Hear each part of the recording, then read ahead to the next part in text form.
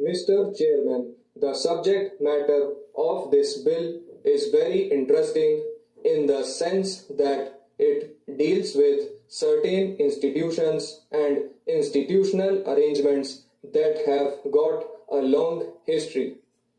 In this country, there are many institutions, organizations, and religious endowments that were created as a result of the prevalence of the caste system and the organization of our community on a religious basis. These organizations and institutions were called upon to perform certain functions which we today associate with the welfare state.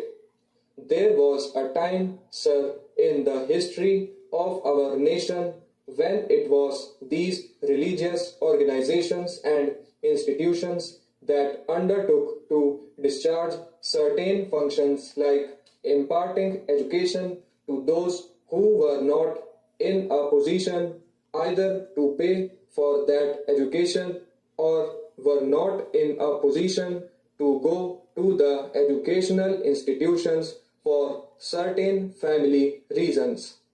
In order that the bright young men and women could be helped in pursuing their studies, it was found necessary that the religious organizations should step in by giving scholarships to the people belonging to a particular community or to a particular caste and by helping the families of those persons who were thus engaged in educational pursuits during the period that they were so engaged.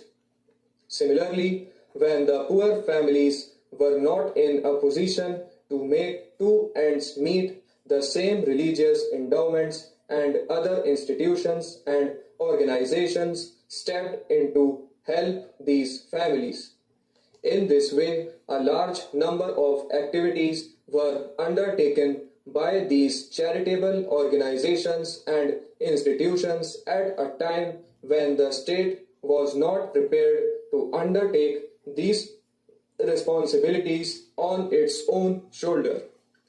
The question that now arises is whether we have reached a stage wherein it is possible for the state to step in and to undertake these very activities so that these religious organizations and institutions might not have to perform those functions.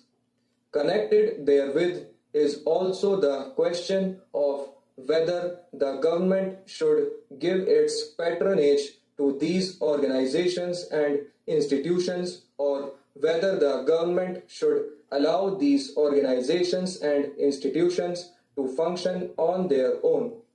The bill only deals with the second part of the question, but the determination of the issue depends to a very great extent on what we consider to be our answer to the first part also. It is now